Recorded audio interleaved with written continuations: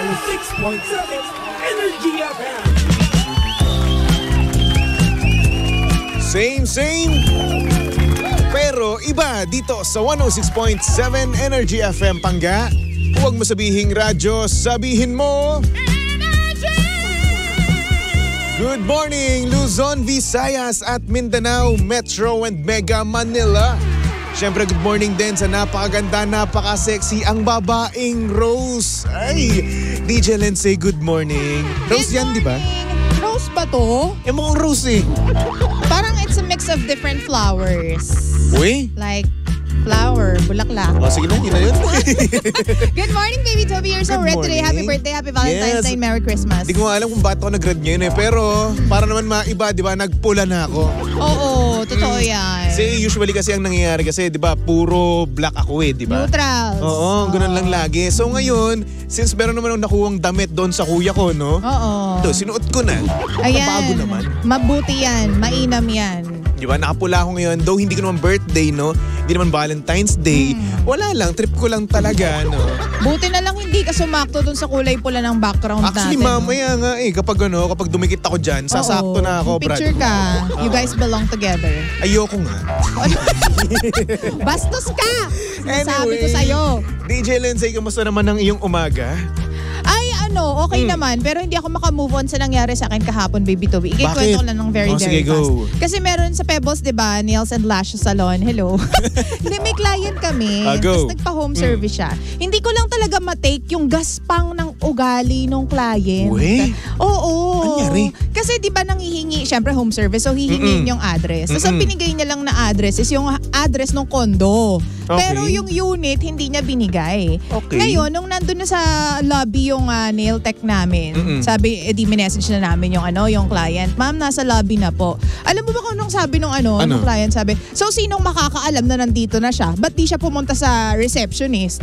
So paano? Ganyan. Ganon yung sagot niya sa message. Naloloka Grabe ako. naman. Sabi ko, okay, sige, intindihin. First blow pa lang naman. Ganyan. Tapos, nagsabi na yung nail tech namin na aakyat daw siya sa gantong pangalan. Tapos, ang nangyari ngayon, na wala sa isip ng nail tech namin yung unit number or yung unit na letters, ganyan. Kasi syempre first time sa place and syempre hindi naman siya nagpe-frequent sa mga condo, so hindi niya mabilis na tandaan. Ngayon, ang nangyari, sabi, ma'am, ano nga po ulit yung unit number or unit kineme po ninyo? Sorry po, nakalimutan po ng client na ng nail tech namin. Sabi, hindi ba siya nagtanong sa receptionist? Ano ba naman yan? Tapos binigay yung number, tapos Diyos ko, may ganon, may exclamation point pa. Diyos ko. Grabe, alam mo yung dugo ko umakyat talaga sa ulo ko. Kasi ayan yung pinakaayaw ko, yung nangaano ng tao. Actually, oo. Sobra. Kasi nagtatanong lang naman yung tao eh. Diba? Nagtatanong lang naman. Siyempre, sabihin na natin nakalimutan. Oo, hindi naman yun yung sapat na dahilan para sigawan mo, Kaya para i-down mo kagad. Kasi sa tono ng boses, 'di ba? Sa tono ng kanyang pagsasend ng message, parang dinadown na niya. Oo, tsaka hello te, okay ka lang? Napakasama naman ng araw mo, di ba? Paano pala kung masama din yung araw naming lahat nun? Ilan kaming kasi kapag halimbawa ganyang business, hindi lang isa ang nakakakita ng message, di ba baby Toby? Yung page, hindi lang isa. Yes. Laging, ewan ko sa ibang owners din, tulad namin, kasi kami ni Master Ray talagang nakatutok kami sa page. So ilan kami nakatingin, mga 3 yata. So nakikita namin yung exchange of conversation. Naku. Tapos alam mo ba, sinagot ko na.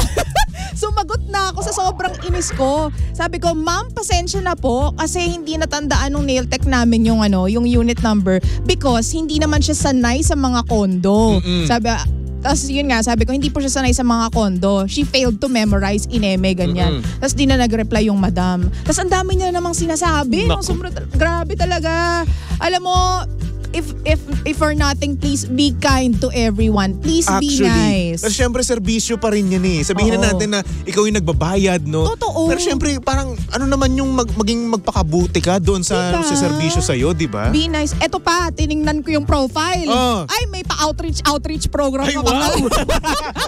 Ay, wow! Nakakaloka. Grabe na. Parang ang plastic naman. Grabe talaga, baby Toby. Nako, alam nyo, be nice. Kasi kung matalino man kayo, hindi lahat ng tao makakasalamuhan ninyo matalino. Hindi nyo pwedeng expect na kung magaling kayo mag-memorize ng mga condo units, magaling din mag-memorize ng condo units yung mga tao makakasalamuha mo. Tsaka dapat naman talaga lagi tayo, no, maging nice tayo sa lahat ng tao, di ba? Kahit na ano pa man yan, kahit nagtatrabaho ng marangal, di ba? Kahit na sabihin natin yun yung trabaho niya, di ba? Na sabihin natin na nail tech, di ba? Hindi naman dinadown natin, no? Pero wag na natin silang maliitin sa mga ganung bagay. Alam mo kasi, parang ako nanggigila-ite ako. Sobra talaga. Kasi syempre, what if anak mo yung ganun, di ba? Tapos gugununin ng iba. Nanay mo. Sige, nanay mo na lang. Di ba? Oo. Tapos gugununin ng iba. Di ba parang sasabog ka talaga no? Sobra. Alam mo nga kasi yung mga nail techs namin madalas kasi syempre every hapon nandyan ako. So alam mo yon, naka-create ako ng relationship with them. Kaya alam mo yung yung galit ko kapag alam mo yung may ginagano na alam mo yung part ng parang family na yung turing ko sa kanila. So yun, be nice to everyone guys. Just because magbabayad kayo doesn't mean pwede na kayong ticket nyo na yon para parang insulto or magsungit or maggumaspang ng ugali. Wag namang ganun, ha? Diba? Alam ko na intindihan ko yung yung pag-hold back mo dun eh. Oo, kasi syempre, alam mo naman ako. Parang di ba kasi si DJ Lindsay kasi nung una pa lang takot na ako talaga dito eh. Pero kailangan nga kasi mag-feel dahil nasa business ng service. Lalong-lalo na ngayon palang uusbong, no? So kailangan magtimpe talaga tapos sinyang malalim, lunoklaway, di ba mga ganun? So DJ Lindsay, congratulations dahil meron ka na nga first wave of customers, no? And more to come. Pero ina-expect na naman talaga. More to come na in a good way naman. Yung madami na tawag dito, madaming good na attitude, di ba? Hindi yung mga mataray, mga ganun. Pero alam mo yon, gusto natin makakreate ng change eh. Parang this has to stop yung kagaspangan ng ugali. Kaya teka lang, wait lang kayo. Wait lang talaga kayo. Yung mga ganyan ang gagaspang ng ugali ninyo Parang tatanda na yung DJ Lindsay. Parang aabangan kayo sa kanto. Be nice kasi. Nice naman eh. Okay, push. So anyway, DJ Lindsay, bago pa matuluyang mabad trip dyan, no? Makaloka. Eto, dumako na tayo sa ating message sender. Nako, etong ating message sender ay pangalan niya ay Les. Hi, Les. Si Les ay meron siyang jowa. Oy. Kaso yung jowa niya namatayan ng boyfriend before. I'm so sorry. I'm sorry, no? Pero nga lang, hindi niya alam kung ano yung mararamdaman niya dahil parang ngayon nararamdaman daw niya ay panakip butas lang daw siya. Bakit? Kasi daw, meron daw time na nasabi daw yung kanyang girlfriend ngayon na sana nandito ka pa rin sa tabi ko. So ngayon parang hindi niya alam kung saan siya lulugar kasi syempre naiintindihan naman niya na kailangang respetuhin yung nawalang boyfriend, di ba? At the same time, kailangan mo ring respetuhin yung nararamdaman ng partner mo. So ngayon, dito, tong time na to, naramdaman niya na para siyang panakip-butas. Pero hindi niya magawang magtampo, magalit or kung ano man dahil nirespeto nga niya. So ngayon, ang hirap ng kanyang sitwasyon, di ba? So kung ikaw, nasa ganyang kalagayan, ano yung mararamdaman mo, ano yung ma-feel mo, ano yung masasabi mo dito kay Les? Alam mo nung narinig ko yan kanina sa'yo, isa lang yung pumasok sa isip ko. Ano? Hindi naman ako nagmamahal para mahalin din pabalik. So nagmamahal ako because gusto ko yung feeling being with you and the fact na makakasama kita. I mean, may mga tao kasi na kahit walang pagmamahal pabalik, talagang puro pa din yung pagmamahal nila eh. At saka paano mo nga naman, 'di ba? Paano sasama yung loob? Pwede sigurong sumama yung loob mo ng konting-konti, pero alam mo 'yon, ang legit kasi nung feeling na ganun. Yes. Parang sabi nga nila, para daw mag-work ang isang relationship, dapat maganda muna yung foundation ng friendship ninyong dalawa. So feeling ko, mas kailangan nung jowa mo ngayon yung friendship mo more than, alam mo yun, being a lover at this time. So just be there for her. Ay, ano ba? Him ba or her? Sorry. Her. Girlfriend niya yung namatayan. Okay. Ayun, so yun, just be there for her. Yun, ang hirap kasi. Kasi yun nga ramdam ko yung ano niya, yung parang confusion niya eh. Kasi syempre, di ba, girlfriend mo, di ba? Mahal mo. Tapos sasabihin na na sana nandito ka pa rin sa tabi ko. So kapag nasa tabi mo pa rin siya, itsapuera ka. Ganun yung nangyayari, ganun naisip niya eh. Oo. So parang panakip butas ka lang. So syempre, hindi naman natin masisisi, no, na yung girlfriend niya, syempre nag-suffer pa rin naman eh. Kahit na sabihin natin malayo na yun, iba pa rin kasi yung feeling na nawalan ka ng mahal sa buhay eh. True. Ng boyfriend, di ba? Siguro, Or sabihin na girlfriend din. Siguro kung ako yun, kakausapin ko na lang siya. Tapos sasabihin ko yung nararamdaman ko. So feeling ko kasi nahihirapan ka sa nangyayari. Tapos sabihin mo na narinig kita one time, ganyan-ganyan. Nahihirapan din kasi ako. Oo. Parang it pains me to see you in pain as well. So siguro, nandito lang ako if kailangan mo ko. Kung gusto mong maging okay na tayo in the future, nandito lang ako. Pero take your time muna to heal. Kasi hindi biro yung pinagdadaanan mo ngayon. Yes. Parang kahit anong presence na ipakita ko sa'yo, kahit anong effort na ipakita ko sa'yo, feeling ko hindi mo mararamdaman yung importansya nun kasi parang clouded pa yung puso mo at yung isip mo ng, alam mo yun, sorrow and pain. Tsaka ito para sa akin hindi ko naman sa kino-question at hindi ko naman sa inaano yung girl, no? Bakit ka pa nag-boyfriend agad-agad? Knowing full well na hindi ka pa fully healed, di ba? Totoo. Siyempre, mahirap mamatayan. As in, sobra. Ako nga, pinsan ko nga eh. Hanggang kagabi nga, napanaginipan ko pa rin siya eh. Ay, talaga? Oo. Kaya sobrang sakit pa rin sa akin. Oo, sobrang sakit pa rin yun sa akin. Kahit nasabihin natin, last few months lang. So ayun, ikaw, boyfriend mo, minahal mo, nagkaroon kayo ng bonding, So di ba? true. At whatsoever pang memories, no? Meron kayong past eh. Totoo. So ngayon, bakit ka magjojowa kung hindi ka pa fully healed, di ba? Totoo yan. Kasi yun ang maapektuhan eh. Yung Current jowa mo. So syempre, so hard. yung jowa mo ngayon, yun yung mahihirapan, masasaktan kapag nasabi mo yung mga ganyang bagay. Totoo ka dyan, baby Toby. So syempre, wala naman tayo magagawa dito dahil na nandito na si Les eh. So ang gagawin na lang siguro ni Les para sa akin, no, is tiisin, no? At syempre kung mahal mo talaga, Yan nga. kung mahal mo talaga, tiisin mo siya at syempre darating din yung time na magpapasalamat siya doon sa kanyang yumao na jowa na ibinigay ka sa kanya mismo. Oh. Yun lang yung naisip ko doon. Ang maganda naman na positive ka doon sa part na yun, no? Oo. Siyempre, ako bilang lalaki, ramdam ko rin naman yung sakit ni Les, no?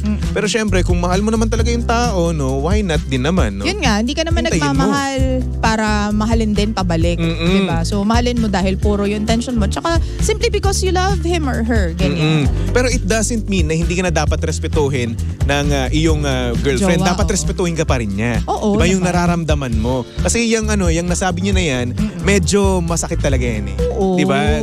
Kung kahit na kanino mo sabihin yan, may isip niya na isa siyang panakipbutas, no? So ngayon, medyo tingnan natin or filter natin yung mga sasabihin natin. Kasi syempre, hindi natin alam kung makakasakit na pala tayo o hindi. Oo. Baka si mamaya, since nakikita ng boyfriend mo is ikaw ay malungkot, di ba? So siguro yung boyfriend mo, imbis na malungkot din siya, mag-burst siya ng into anger, no? Ang ginawa lang niya, nag-smile na lang siya. Oh. So hindi mo alam yon, di ba? So dapat respetuhin natin, i-filter natin yung sasabihin natin sa jowa natin na nahihirapan din.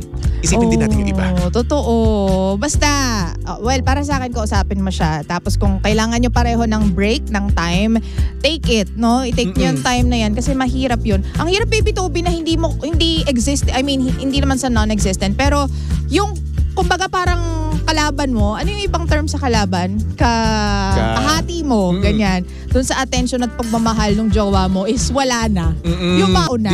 Diba? Ang hirap nun. Kapag kasi yung kalaban mo or kahati mo is buhay pa, Oo. pwede ka magalit talaga eh. Oo. Diba, parang pwede mong hamunin, o tara dito, suntukan tayo. Diba pwede yung ganun Hindi eh. ka violent. Oo. Pero kapag kapag wala, suntukan tayo. sorry na naman kung Kabitay niya yung tapang ni baby Toby talaga. Sorry naman pero syempre, mas mahirap magselos, Totoo. mas mahirap magalit kapag yung kinaiinisan mo, hindi naman kinakainisan, pinagseselosan mo, is wala na. Oo. Diba? Oo, diba? So Les, good luck sa'yo, no? Good luck. At sana naman mapag-usapan niyo yan ng ayos at sana dumating yung panahon na magpasalamat yung jowa mo na ibinigay niya or ibinigay nung ex niya ikaw mismo para doon sa girlfriend mo ngayon. Truly. Carry mo yan. Push. Pakak. So, sa mga pangga natin dyan, Ay, eto Kuya na nga, susunod. Ay, Squiffer. Oo, si Kanina Kuya pa si First. Squiffer eh. Oo. Ha? Kanina pa yan. Kanina pa? Nanonood. Oo. Ewan ko pa dyan. Zombie Aga-aga mo mode ngayon, yan. Oo. Anyway, susunod na ang napakaganda, napaka-sexy DJ Lindsay para sa programang Lihim ng Liham. But before that, nako, meron muna akong papadinig Ayan na sa nga. inyo. Oo. Eto na nga kasi yun, Pangga. Nako, dito sa Tunog Pera, eto ang ating papahulaan. Makinig kayo, ha? Ay, Oy, ang galing pala ng mga winners natin Oo. Naulaan kahapon yung kahapon kagad. Walang Oo. age. Kahapon yung mga clues natin. Congratulations. Oo, congrats. Ito Nanalo medyo kagad sila ng mahirap. 1K, no? 1,000 pesos agad. 1,000 pesos kagad yun. Ngayon, Oo. ulitin natin, no? Make sure na yung headphones nyo, earphones nyo, or hindi naman kaya yung radyo nyo ay napakalakas para naman nang sa ganun, mahulaan nyo. So mamaya, pag pinahula na kayo ni Kuya Chico, meron kayong masasabi. Okay? Oo, tama. Yun. Anong clue mo? So ang clue ko ngayon Oo. ay meron lagi si Kuya Guard. Hoy, ang hirap naman na. Ano meron lagi si Kuya Gar? Ganun talaga. Kailangan lang paghirapan niya. Utang? Oy, Daddy Larry, may utang ka daw. Si Daddy Larry, hindi. Mayaman pa nga yan sa atin si Tatay Larry. Oo. So ayun na nga, DJ Lindsay. Yun ang ating tawag dito. Tunog pera for Tunog today's pera video. for today. Yung pinahuhulaan ni Baby Toby or ng Energy FM. So ngayon, kapag nahulaan nyo yan sa programa ni Kuya Chico, ay instant 1K kagad dyan. Galing! 1,000 pesos. Sagot namin, magbibigay din ng clue para, di ba? Kaya naman abangan nyo na si DJ Lindsay para sa kanyang clue sa Tunog Pera at syempre sa Lihim ng Liham. Aha! Nakakasama mo at nakalandian ang hot baby boy ng radyo. Walang iba kundi si DJ Baby Toby na pwede yung stock sa lahat ng kanyang social media accounts. Hanapin nyo lang Baby Toby 1067. Alright? For our next song, here's a song from Dido. Dido pa talaga to? Dido pala. Ayan. Thank you. Only here at your number 106.7 Energy FM, Pangga. Huwag mo sabihing radyo, sabihin mo...